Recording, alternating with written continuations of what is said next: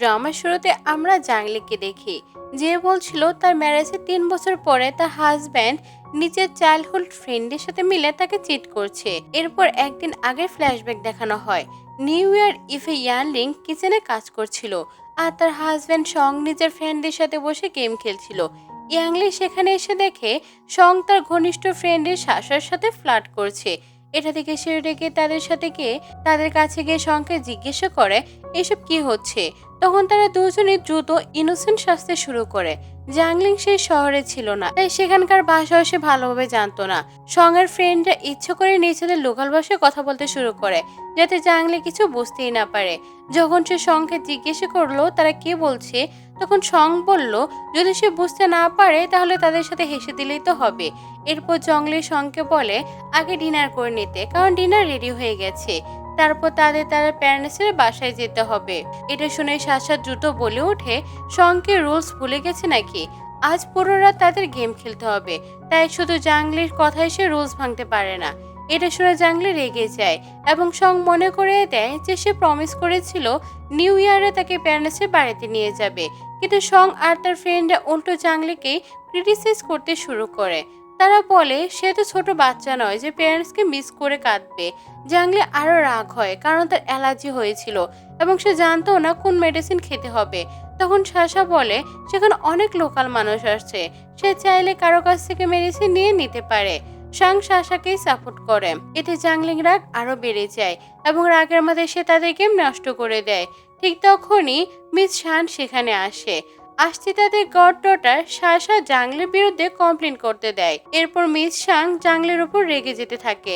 Sasha তখন বলে miss শ্যাংকে রাগ করার কোনো দরকার নেই, কিন্তু ভুলেই গেছেন মাস্টার কি বলছিলেন। যদি তিনি রেগে থাকেন তাহলে তার কোনো প্ল্যান কাজ করবে না। তারপর সাশা মিস শানকে একটি লেটার দেয়, যেখানে লেখা ছিল জাংলি মেয়ে সন্তান হবে। এটা দেখে মিস শান আরো রেগে যায়, কারণ তারা নাতি চেয়েছিল। জাংলি রেগে যায় যে এই যুগে তারা এমন কথা কিভাবে বলতে পারে। কিন্তু মিস্টার শানের মতে যুগ যাই হোক না কেন, বাড়ি চালানোর জন্য নাতিই দরকার। এইসব শুনে জাংলির খুব কাঁদতে থাকে। যখন শাং তার পাশে দাঁড়ায় না, তখন সে শাংকে একটা থাপ্পড় মেলে নিজের জিনিসপত্র নিয়ে সেখান থেকে চলে যায়। শাং তার পিছনে যেতে চাইলেও সাশা আর মিস শিন তাকে থামিয়ে দেয়। তারা বলে জাংলি সেখানে কাউকে চেনে না, আর তার প্যারেন্টসও অনেক দূরে থাকে, তাই কিছুক্ষণ পর সে নিজেই চলে আসবে। এখন জাংলি বুঝতে পারছিল বিয়ের পর নিজের প্যারেন্টস থেকে এত দূরে আসা তার জন্য কঠিন হয়ে গেছে। তখন তার প্যারেন্টসের ফোন আসে, কিন্তু সে মিথ্যা বলে যে সং তাকে বাইরে ঘুরতে নিয়ে এসেছে এবং সে অনেক খুশি আছে, কারণ সে নিজের জন্য ফ্যামিলিকে চিনতে ফেলতে চায় না। জাংলির কাছে থাকার মতো কোনো টাকাও ছিল না। সে একটা হোটেলে গিয়ে রুম বুক করতে চাইলো, কিন্তু টাকা চাইলে সে নিজের রিং খুলে দেয়। তখন হোটেলের ওনার বলে টাকা না থাকলেও তাকে চলে যেতে হবে। এরপর জাংলি নিজে রেস্টুরেন্টে যায়। সেখানে গিয়ে দেখে সবকিছু বদলে গেছে। সে এক ওয়েটারকে জিজ্ঞাসা করে ডেকোরেশন কেন পাল্টানো হয়েছে। তখন সে বলে এইসব সাংয়ের ওয়াইফের জন্য করা হয়েছে। এটা শুনে জাংলি অবাক হয়ে যায়, কারণ সবাই সাশাকে সঙ্গের ওয়াইফ হিসেবে মনে করছিল। এদিকে সং সাশাকে সেই রেস্টুরেন্টের ম্যানেজারও বানিয়ে দিয়েছে। তখন জাংলির ফ্ল্যাশব্যাক মনে পড়ে, যখন সাং তাকে প্রমিস করছিল এটা তাদের দুজনের রেস্টুরেন্ট হবে। সেই জায়গাটা একদম জাংলির হোম টাউনের মতো করে সাজিয়েছিল এবং তাদের ফ্যামিলির ছবি পর্যন্ত লাগিয়েছিল, যাতে জাংলির নিজের বাড়ির কথা মনে পড়ে। কিন্তু এখন সে সাশাকে সেই জায়গার মালিক বানাতে চাইছে। এইসব শুনে জাংলি রাগে শঙ্খ কল করে এবং এক্সপ্লেন নিতে চায়, কিন্তু তখনই সে দুজন এমপ্লয়ির কথা শুনে ফেলে। তারা বলছিল সাশা নাকি বলেছে খুব তাড়াতাড়ি তারা স্যুপের ফর্মুলা পেয়ে যাবে। এটা শুনে জাংলি বুঝতে পারে সং শুধু তার কাছ থেকে সেই স্যুপের ফর্মুলা নিতে চেয়েছিল। জাংলি বাইরে আসতে এক এমপ্লয়ি তাকে চিনে এবং বলে সে তার জন্য স্যুপ রেডি করে দেবে, কিন্তু জাংলি তাকে থামিয়ে দেয়। এরপর রাগের মাথায় সে স্যুপ তুলে সং এবং সাশার ছবির উপর ছুঁড়ে মারে। তারপর সে কাউকে ফোন করে জানায় আজ থেকে শ্যাংয়ের নাচের ব্রাঞ্চ এবং আর কোনো সারপ্রাইজ পাঠানোর দরকার নেই, কারণ সে চেয়েছিল সং যেন তার মূল্য ভালোভাবে দেয়। এরপর জাংলি ডিভোর্সে লয়ার হায়ার করতে যায়, যেখানে চাং তাকে দেখে ফেলে। তখন তার কলেজ লাইফের কথা মনে পড়ে যায়, যখন কিছু লোক তাকে বুলি করতে এসেছিল আর জাংলি তাকে সাহায্য করেছিল। চাং তখন থেকে জাংলিকে পছন্দ করত। সে ভাবতো জাংলির পাশে দাঁড়াতে তাকে অনেক সফল হতে হবে। সে জানতো শাং জাংলির বয়ফ্রেন্ড, তাই অনেক বছর কঠোর পরিশ্রম করে সে একজন সফল লয়ার হয়ে ওঠে এবং নিজের কোম্পানি তৈরি করে। কিন্তু সে দেখছিল জাংলি শাংয়ের সাথে খুব সুখে আছে। তাই সে দূর থেকে তাকিয়ে থাকতো। সে শুধু চাইতো জাংলি সুখী থাকুক, তাই সে কখনো জাংলিকে বিরক্ত করেনি। কিছুদিন পরে যখন সে আবার জাংলিকে দেখছিল, তখন তার সাংয়ের সাথে বিয়ে হয়ে গেছে এবং চাং জানতে পারে খুব শীঘ্রই তারা নিজেদের বেবিকে ওয়েলকাম করতে যাচ্ছে। তাই সে শুধু এতটুকুই চাইতো জাংলি যেন সুখে থাকুক। কিন্তু আজ জাংলিকে ডিভোর্স লয়ার হায়ার করতে থাকে সে ভীষণ শকড হয়ে যায়। চাং জাংলির কাছে গিয়ে বলে সে তাকে সাহায্য করতে প্রস্তুত, কিন্তু জাংলি তাকে চিনতে পারেনি। এরপর সে চাংয়ের সাথে তার অফিসে চলে যায় এবং সব ঘটনা খুলে বলে। তখন চাং তাকে জিজ্ঞেস করে তার কাছে কি কোনো এভিডেন্স আছে যে সেই ফর্মুলা আসলে তার। জাংলি জানায় রেস্টুরেন্ট খোলার আইডিয়াটা ছিল সাংয়ের। তখন ফ্ল্যাশব্যাকে সিং দেখা যায় সাং জাংলিকে বোঝাচ্ছে যেন সে নিজের একটি হোম টাউনে ফিরে গিয়ে সেখানে রেস্টুরেন্ট খুলে, কিন্তু জাংলি যেতে চাইছিল না কারণ তার হোম টাউন অনেক দূরে ছিল এবং সেখানে গেলে সে নিজের প্যারেন্টসের থেকে অনেক দূর হয়ে যেত। তখন সাং প্রমিস করছিল যখন তাদের অনেক ব্রাঞ্চ হবে তখন জাংলি যেখানে ইচ্ছে সেখানে থাকতে পারবে। পরে যখন তারা জাংলির বাবা মিস্টার জায়ের সাথে সেই ফর্মুলা চায় তখন তিনি সাংকে ফর্মুলা দিতে রাজি হয়ে যান, তবে তিনি একটি অতিরিক্ত শর্ত দেন। শর্ত অনুযায়ী তাদের সন্তান হওয়ার পরে সাং সেই ফর্মুলাটা পাবে। সাং তাড়াতাড়ি রাজি হয়ে যায় এবং এগ্রিমেন্ট সাইন করে চলে যায়। এরপর মিস্টার জাং বলেন তিনি এখনো পুরো কথা শেষ করেননি। যদি ভবিষ্যতে তাদের ডিভোর্স হয়ে যায় তাহলে সং কখনোই সেই ফর্মুলা পাবে না। এটা শুনে জাংলি বলছিল তাদের জীবনে এমন কিছু কখনোই হবে না। ফ্ল্যাশব্যাক শেষ হয়ে যায় এবং জাংলি বলে সে বুঝতে পারেনি একদিন এই সত্য তার কাজে লাগবে। তখন চাং বলে ভালো হয়েছে তারা আগে সবকিছু প্রস্তুত করে রেখেছিল। ডিভোর্স এগ্রিমেন্ট তৈরি করার জন্য সেই ফর্মুলা দরকার ছিল। তাই জাংলি আবার বাড়ি ফিরে যায়। সং তাকে দেখে খুশি হয়ে তাকে মানানোর চেষ্টা করতে থাকে। ঠিক তখনই সাশা সেখানে এসে সংকে সরিয়ে দেয় এবং জাংলিকে নিয়ে মজা করতে থাকে। সে বলে তার প্যারেন্টস অনেক দূরে থাকে তাই সে শেষ পর্যন্ত ফিরে আসতে হয়েছে। এতে জাংলির খুব রাগ হয়। কিছুক্ষণ পর সাশা আবার তাকে বলে শুধু দাঁড়িয়ে না থেকে কাজে সাহায্য করতে, কিন্তু জাংলি বলে যদি তার এমনই ন্যানি হওয়ার শখ থাকে তাহলে সে নিজেই কাজ করুক। একই সাথে জাংলি নিজের জিনিসপত্র গোছাচ্ছিল। ঠিক তখনই সং সেখানে আসে এবং জাংলির ওপর রেগে যায়। সে নিউ ইয়ারের দিনে সাশার সাথে এমন আচরণ কিভাবে করতে পারে। এরপর সাশা সংকে একটি খুব পার্সোনাল গিফট দেয়, সেটা তার জিনিসের সাথে ম্যাচ করে। এটা দেখে জাংলির প্রচন্ড রাগ হয় এবং সে সাশাকে থাপ্পড় মেরে দেয়, কিন্তু তারপরে সে জাংলির উপর রেগে যায়। সে বলে সাশা তো শুধু দয়ালু হতে চেয়েছে, তাই তার সাথে এমনটা করা ঠিক হয়নি। এতে জাংলির রাগ আরো বেড়ে যায়। সে সাংকে বলতে চেয়েছিল যে সে তাকে ডিভোর্স দিচ্ছে এবং ফর্মুলাটা নিজের সাথে নিয়ে যাবে, কিন্তু সং নিজের ফ্রেন্ডদের নিয়ে এত ব্যস্ত ছিল যে জাংলির জন্য তার কোনো সময় ছিল না। তাই জাংলি চুপচাপ নিজের জিনিসপত্র গুছিয়ে সেখান থেকে চলে যেতে শুরু করে। তখনই সে সং আর সাশার কথা শুনে ফেলে। সং সাশাকে ধন্যবাদ দিচ্ছিল কারণ সাশার বোঝানোর পরে সে মিস্টার জাং এর কাছ থেকে সে ফর্মুলা চাওয়ার আইডিয়া পেয়েছিল। সাশা বলে সে শুধু তাকে সাহায্য করতে চেয়েছিল, আর সং বলে সে সাশার উপর পুরো ভরসা করে। এসব শুনে জংলি ভীষণ রাগ হয়। সে বুঝতে পারছিল না তাদের বাচ্চাটা কি শ্যাংয়ের প্ল্যানের একটা অংশ ছিল। এর আগে সে কি শ্যাংয়ের মুখে ওয়াইন ছুঁড়ে মারে। সং তখন আগে অনেক নেশাগ্রস্ত ছিল, তাই সে বুঝতে পারেনি কি হয়েছে। সে রেগে গিয়ে মুখ ধোয়ার জন্য চলে যায়। অন্যদিকে জাংলি রাগের মাথায় নিজের জিনিসপত্র নিয়ে সেখান থেকে বেরিয়ে যায়। এরপর সাশার কাছে কারো ফোন আসে। ফোনে তাকে মিস্টার ইনলো বলে ডাকা হয়। সে রেগে যায় এবং বলে তাকে এই নামে না ডাকতে। তখন ফোনের ব্যক্তি জানায় তার বড় ভাই জেল থেকে বের হয়ে এসেছে। এটা শুনে সাশা ভীষণ চিন্তায় পড়ে যায়। সে ভাবতে থাকে খুব শীঘ্রই সং এর কাছে সে ফর্মুলাটা পেতে হবে, তাই সে সংকে সিডিউস করতে চলে যায়। অন্যদিকে জাংলির কাছে তার কাজিনের ফোন আসে। সে জানে জাংলি বাবা হাসপাতালে ভর্তি আছেন আর তারা এই ব্যাপারে জাংলিকে কিছুই জানায়নি। এটা শুনে জাংলি খুব চিন্তায় পড়ে যায়। সে নিজের কাজিনদের অনুরোধ করে যেন কিছু টাকা পাঠায় যাতে সে টিকিট বুক করে বাড়ি ফিরতে পারে। তখন তার কাজিন বুঝে যায় সং তার সাথে ভালো ব্যবহার করেনি এবং সে সঙ্গের উপর ভীষণ রেগে যায়। এরপর সে জাংলিকে বলে চিন্তা না করতে, সে এখনই তার টিকিট বুক করে দেবে। এরপর জাংলি চাংকে কল করে এগ্রিমেন্ট নিয়ে কথা বলার জন্য। ঠিক তখনই কয়েকজন গুন্ডা সেখানে এসে জাংলির উপর চিৎকার করতে থাকে। তারা বলে তার দোকানে স্যুপ খাওয়ার পর থেকে তাদের অবস্থা খারাপ হয়ে গেছে এবং পুরো পরিবার বমি করছে, তাই ক্ষতিপূরণ জাংলিকে দিতে হবে। চাং এইসব শুনে বুঝতে পারে জাংলি বিপদে পড়েছে। গুন্ডারা জাংলিকে ধাক্কা দিয়ে চলে যায়। তখন চাং দ্রুত প্রস্তুত হয়ে জাংলিকে খুঁজতে বের হয়। অন্যদিকে সাং যখন জানতে পারে জাংলি সেখানেই নেই তখন সে খুবই চিন্তিত হয়ে যায়। কিন্তু শাসা মনে মনে ভাবে সে কোনোভাবে হোক সংকে জানতে না দিতে পারে যে জাংলি চলে গেছে। তাই সে রুমের দরজা বন্ধ করে মিথ্যা বলে যে জাংলি এখানে ভিতরে আছে। হয়তো সে এখনো সাংয়ের উপর রেগে আছে, তাই নিজের রুমে লক করে রেখেছে। সং তখন জাংলির সাথে কথা বলতে চাইলে সাশা হঠাৎ পেট ব্যথার অজুহাত দেয়। এরপর সং তাকে হাসপাতাল নিয়ে যায়। তারা জাংলির পাশ দিয়ে চলে যায়, কিন্তু সং একবারও তার দিকে তাকায়নি। এরপর সং তাকে হাসপাতাল নিয়ে যায়। জাংলি চাংকে জানায় যে তার বাবা হাসপাতাল ভর্তি আছে, তাই তাকে সেখানে গিয়ে বাবার খেয়াল রাখতে হবে। চাং তাকে প্রমিস করে যে সবকিছু সামলে নেবে, কিন্তু এখন আগে জাংলিকে হাসপাতাল নিয়ে যেতে হবে। এরপর সে জাংলিকে নিয়ে হাসপাতালে পৌঁছে যায়। ডাক্তাররা দ্রুত তাকে অপারেশন রুমে নিয়ে যায়। এই তাড়াহুড়োর মধ্যে জাংলির ব্যাগ থেকে সেই ফর্মুলাটা পড়ে যায়। অন্যদিকে সং তখন শ্বাসের সাথে ডাক্তারের কাছে ছিল। সে চ্যাংয়ের কন্ডিশনের বাইরে এসে চেক করতে যায়। অপারেশন রুমে ঢোকার আগে নিজের ব্যাগ চাংকে দিয়ে বলে তার ব্যাগে সেই সুপের ফর্মুলা আছে। চাং তাকে আশ্বস্ত করে যে সবকিছু সামলে নেবে, কিন্তু বাইরে এসে এই ব্যাগের ফর্মুলাটা না পেয়ে সে দ্রুত চারপাশে খুঁজতে শুরু করে। অন্যদিকে সং এই কাগজটা তুলে নেয়। সেটা ছিল সাশার রিপোর্ট, যে তার হাত থেকে পড়ে গিয়েছিল। ঠিক তখনই রিসেপশনে দাঁড়িয়ে থাকা চ্যাংয়ের কাছে একজন সেই ফর্মুলাটা ফিরিয়ে দেয়। চ্যাং দ্রুত সেটা নিজের অ্যাসিস্ট্যান্টকে দিয়ে ডিভোর্স এগ্রিমেন্ট কাজ শেষ করতে বলে। অ্যাসিস্ট্যান্ট ওকে বলে চলে যায় এবং চ্যাং সব সামলানোর জন্য তার সাথে বেরিয়ে যায়। এদিকে সং জানতে পারে জাংলি হাসপাতালে আছে, তাই সে দ্রুত জাংলির রুমের দিকে চলে আসে। সং নিজের মাকে ফোন করে সব জানায়, কিন্তু তার মা এত রাতে হাসপাতালে আসতে চাইছিলেন না। তখন শ্যাং তাকে মনে করে দেয় যে বাচ্চা জন্মের পর তারা সেই ফর্মুলাটা পেয়ে যাবে। এটা শুনে তিনি ভীষণ খুশি হয়ে যায়। শাসা ও সঙ্গে অভিনন্দন জানায়। অন্যদিকে জাংলির অবস্থা খুব ক্রিটিক্যাল ছিল। কিছুক্ষণ পরে মিস শানও হাসপাতালে আসে।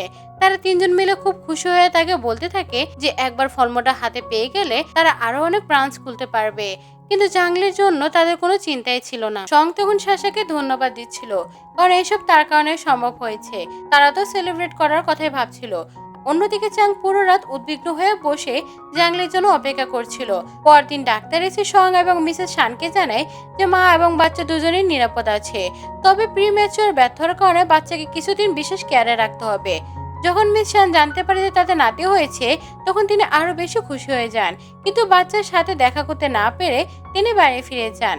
সং জাংলির সাথে দেখা করতে যাচ্ছিল, কিন্তু শাসা তাকে বলে যে সে সারা রাত জেগেছিল, তাই এখন তাকে গিয়ে রেস্ট নেওয়া উচিত।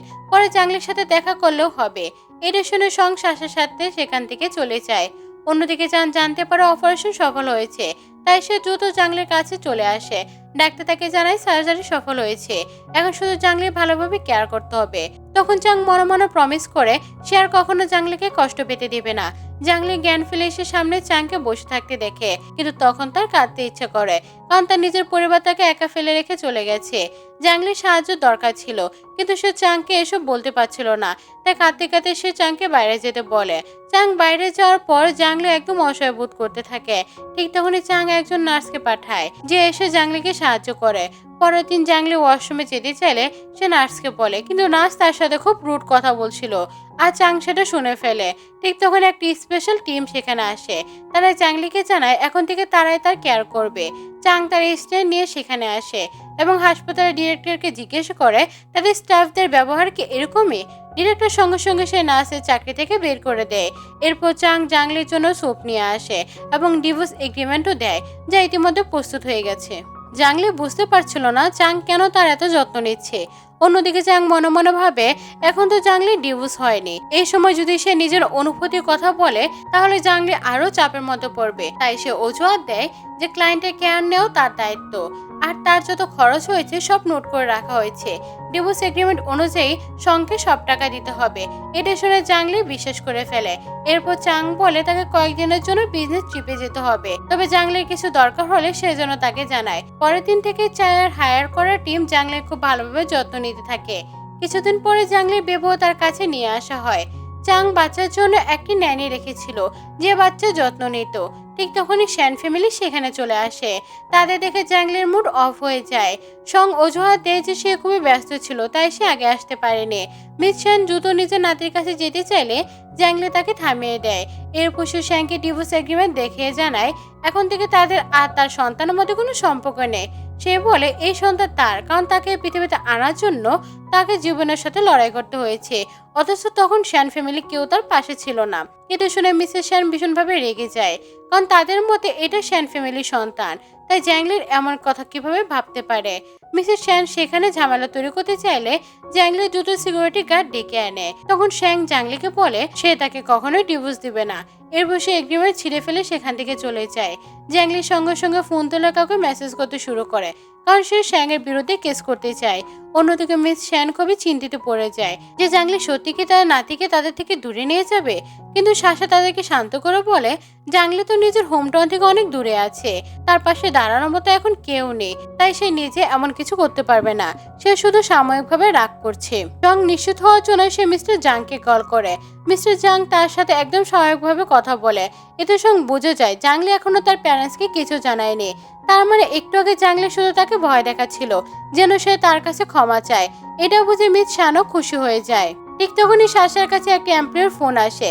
সে জানে ট্রাভেল মেকাররা আবার রেস্টুরেন্টে এসেছে। তখন সাশা বলে তারা যেন আগের মতোই কাজ করে। সং ফোনের ব্যাপারে জিজ্ঞাসা করলে সাশা নানা অজুহাত দিয়ে এড়িয়ে যায়। পরের দৃশ্যে দেখা যায় সাশা স্টোরে দাঁড়িয়ে একজনের কাছ থেকে চিকেন কিনছে, কিন্তু সেটা ছিল ফ্রোজেন মিট, যার কোয়ালিটি একদমই ভালো ছিল না। তবু কম দামে পাওয়ায় সাশা সেটা ডিল করে ফেলে। কিন্তু সে জানতো না যে লোকটা মাংস নিয়ে এসেছে সে আর কেউ নয়, তার এক্স বয়ফ্রেন্ড ব্যাং। ব্যাংকে দেখে সাশা ভয় পেয়ে যায়। ব্যাং তাকে বলে সে তো তার জন্য জেলে পর্যন্ত গিয়েছিল, তাহলে সাশা এত তাড়াতাড়ি সব কিভাবে ভুলে গেল। সাশা দ্রুত তাকে বিদায় করার জন্য নিজের কার্ড দিয়ে দেয় এবং প্রমিস করে একবার ফর্মুলা পেয়ে গেলে সে তাকে আরো টাকা দেবে। এরপর ব্যাং সেখান থেকে চলে যায়। ঠিক তখনই আবার ট্রাভেল মেকাররা সেখানে আসে এবং সাশার উপর চিৎকার করতে থাকে। তারা বলে তার দোকানের কারণে তাদের পুরো পরিবার অসুস্থ হয়ে পড়েছে। কিছু এমপ্লয়ি এসে সাশাকে সাহায্য করতে থাকে। এই সময় সাশার মাথায় আঘাত লাগে এবং সে দ্রুত সেখান থেকে পালিয়ে যায়। বাইরে গিয়ে সে শংকে কল করে সব জানিয়ে দেয়। অন্যদিকে শং জঙ্গলের সাথে দেখা করতে গিয়েছিল, কিন্তু সেখানে গিয়ে জানতে পারে জঙ্গলে আগে ডিসচার্জ নিয়ে চলে গেছে। এটা শুনে সে দ্রুত জাংলিকে কল করে। তখন জাংলি জানায় সে নিজে হোম টাউনে ফিরে যাচ্ছে। এটা শুনে শং খুব শকড হয়ে যায়, কারণ সে ভাবতে পারেনি জঙ্গলি সত্যি সত্যি চলে যাবে।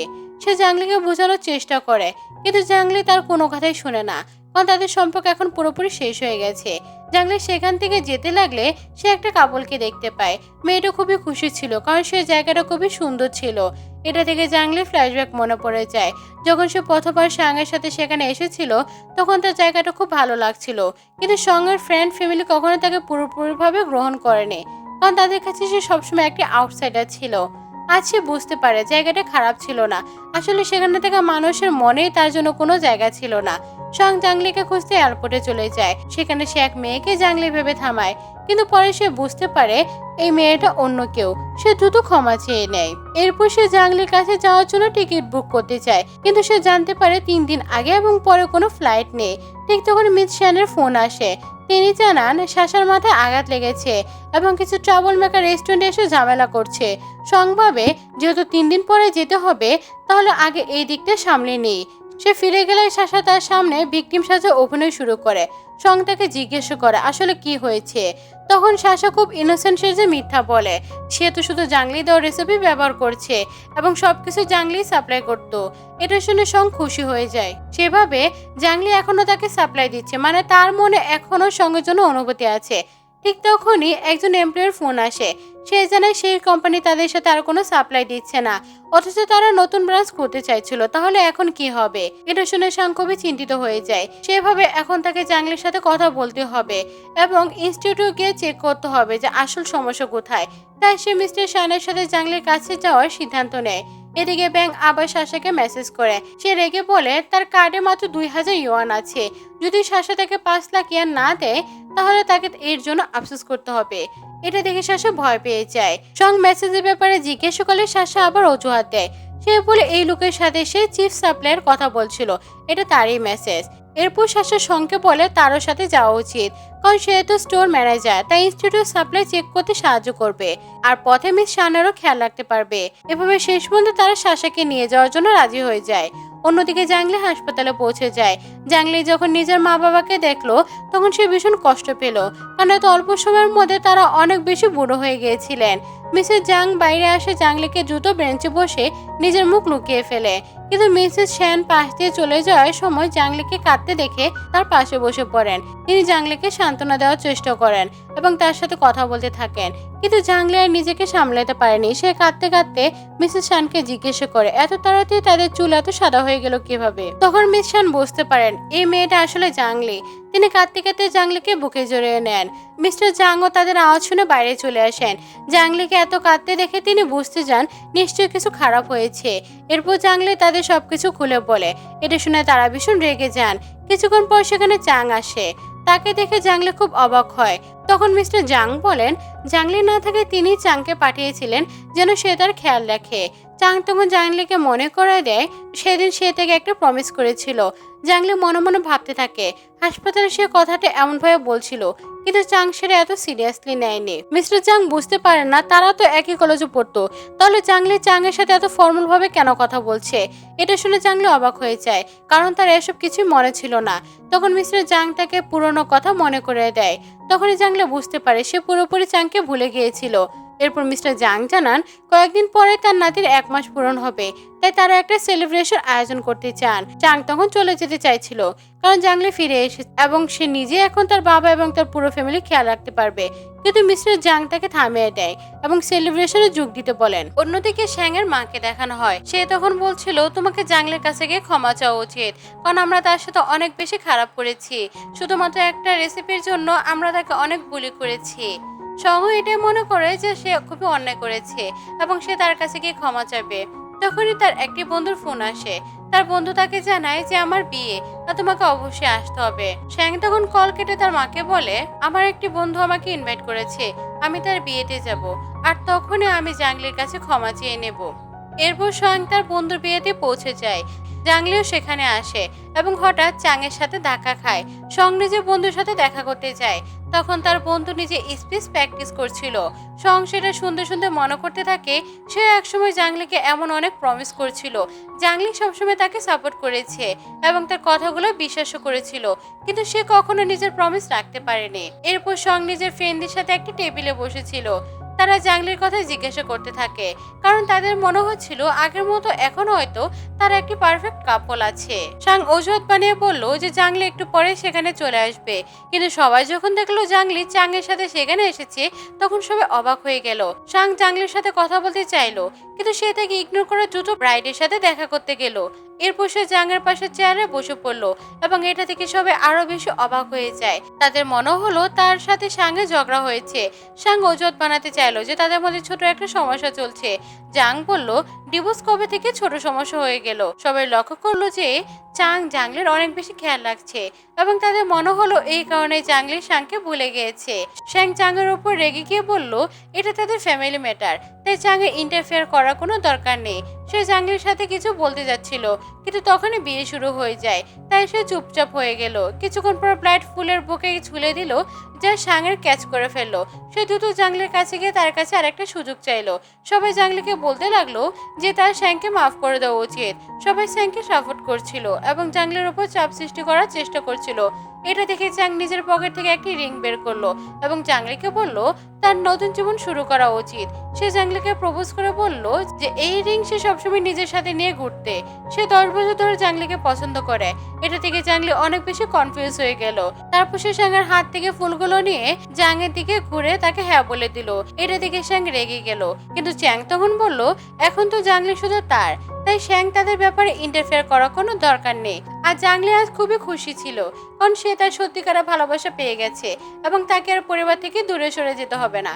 এবং এভাবে আমাদের এই ড্রামাটির হ্যাপি এন্ডিং ঘটে। তো বন্ধুরা, তোমাদের কি মনে হচ্ছে শ্যাংকে কি ক্ষমা করে দেওয়া উচিত, নাকি জাংয়ের সাথে নতুন জীবন কাটিয়ে ভালোই করেছে? কমেন্টে অবশ্যই জানাবে। আজকে গল্পটি তোমাদের কেমন লেগেছে অবশ্যই কমেন্ট করে জানাবে।